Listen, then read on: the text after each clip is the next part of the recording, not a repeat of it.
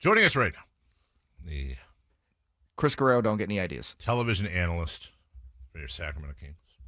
Pay attention tonight, kids, because she's going to be in a special outfit. Oh, it's that night. Oh, it's that night. It is tonight. It's funny because Eric Armstead was the big guest. Yes. In their last game against the Knicks. Will his jersey bring them luck against the Nuggets? Pregame 5:30 tip-off 7 right here on the Sporty 1140. We welcome in home from the road trip that was Kayte Christensen. Hello, Kayte.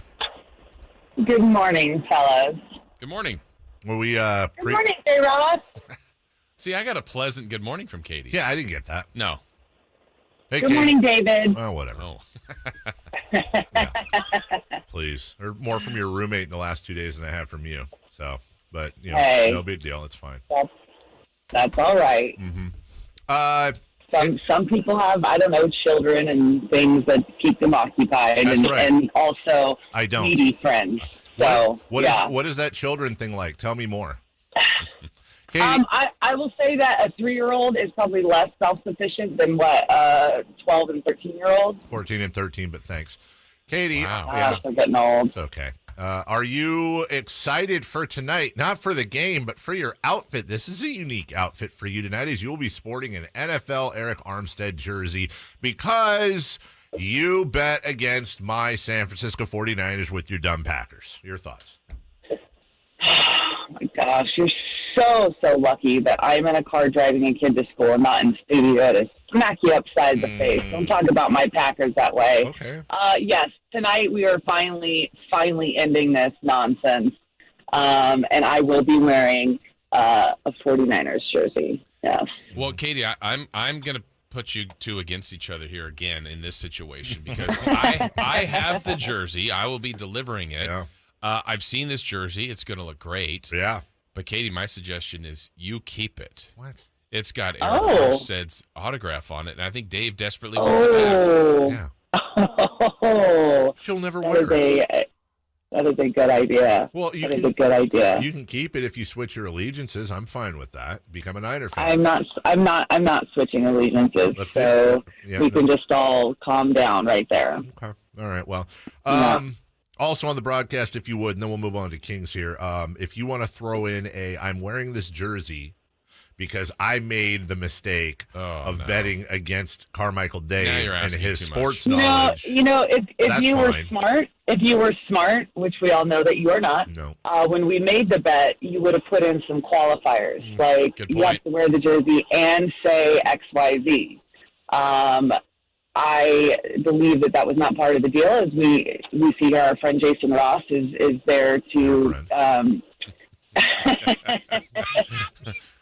Hey. Yeah.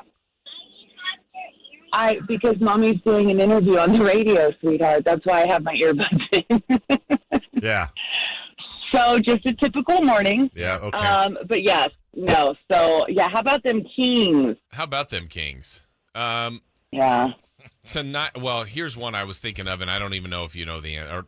Can the roster, the way it's constructed right now, this group, be a better defensive team, a good defensive team? Because, man, Kayte, they just keep giving up points and points and points to some teams like the Knicks that aren't that special offensively.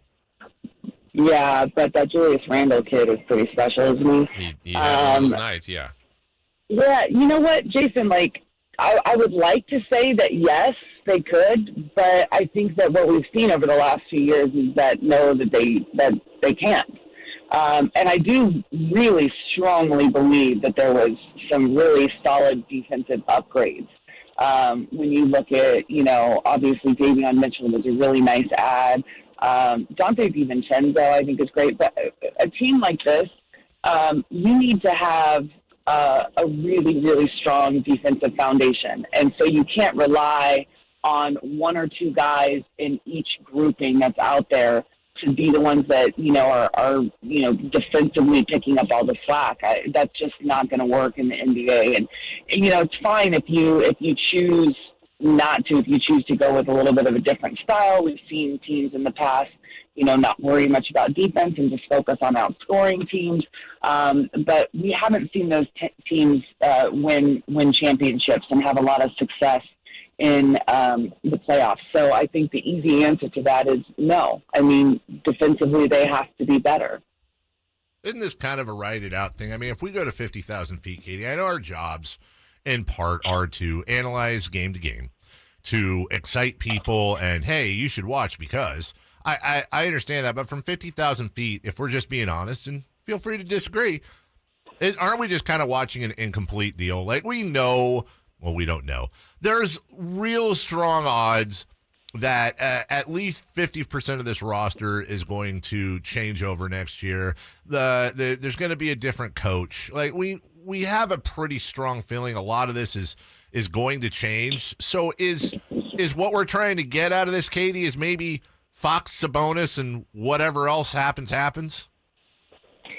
I think at this point, in my personal opinion, what you're trying to get out of the remainder of the season is really continue to let Domas and De'Aaron continue to build chemistry so that next year when you start, it's incredibly strong.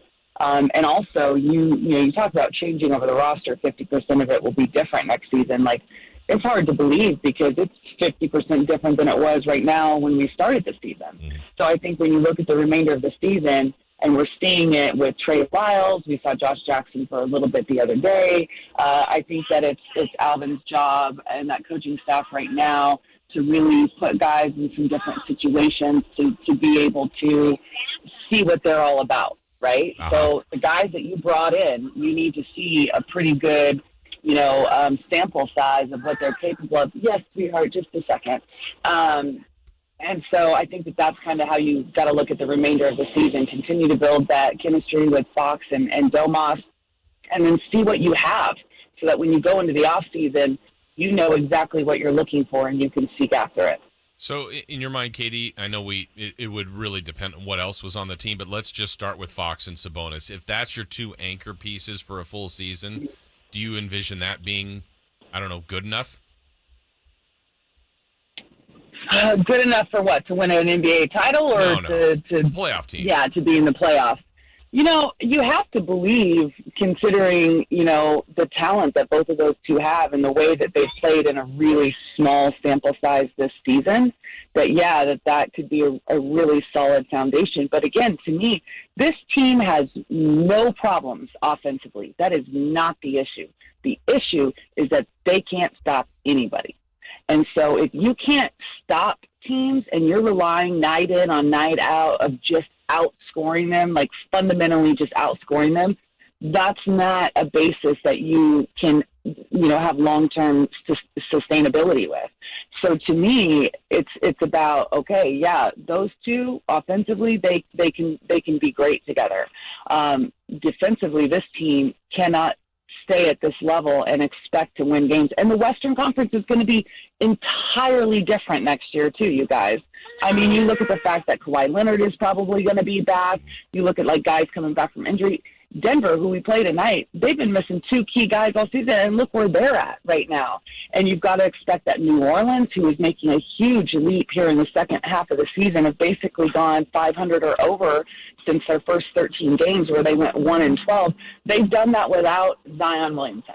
Brandon Ingram is playing incredibly well. They've had tons and tons of injuries, and it's a new coach that they worked in this year. So you have to expect that they're going to be a much different team next year too. So it's like everything's constantly changing, but you have to change and make a fundamental shift in your roster if you're going to be able to be in the mix in the Western Conference. Kayte Christensen and her daughter joining us. Let's wrap up this way. Isn't it crazy? This is only the second time DeMarcus Cousins has played at Golden One Center as the member of an opposing team. You think he's not going to get the ovation he got in that return with the Pelicans, but you think he still gets a pretty major ovation tonight? I sure hope so. I know a lot of Kings fans kind of have, it's like a mixed bag of feelings with DeMarcus. Some people loved him, and some people loved to hate him. And, it was great in Denver. I got a chance to sit down before the game and just chat with DeMarcus. And, he's a lot has changed in his life, and he's gone through a ton of adversity since leaving the Kings. And, I know it's not like a sympathy story or anything like that, but gosh, any player that goes through the amount of injuries that he went through, you look at when he left the Kings, he was about to be a supermax player before he got traded. He goes to New Orleans, is playing his mind out, and has an injury, and then has another major injury. And he went from being an almost supermax player to going around the league on 10 days. So, just as a fan of athletes and professional sports, and for the things that he did for the Kings, I really hope that fans can kind of embrace him and wish him luck and just move on past whatever negative feelings there might be, or embrace the positive feelings and just, hope for the best for him, because, every player that goes through major injuries, it's a huge, huge thing to climb your way back in. And so you got to kind of appreciate the story a little bit and just wish him the best. Well, Kayte, as we say goodbye, just know the YouTube chat wants you to know that they would have slapped that drunk guy in San Antonio for you. They've got your back. Have fun with your kiddo. Good luck. And we will see you bright and bushy-tailed in an Eric Armstead jersey tonight versus Denver. Keep the jersey. I will. Yeah. Hey, Biggs, I will. I'll sell it. People contact me on social media if you're looking for the autograph. Okay, I'll call you after the show. Thank you, Kayte. All right, bye-bye. Bye-bye. I'm causing trouble. Yeah, you are. Don't lose me that jersey.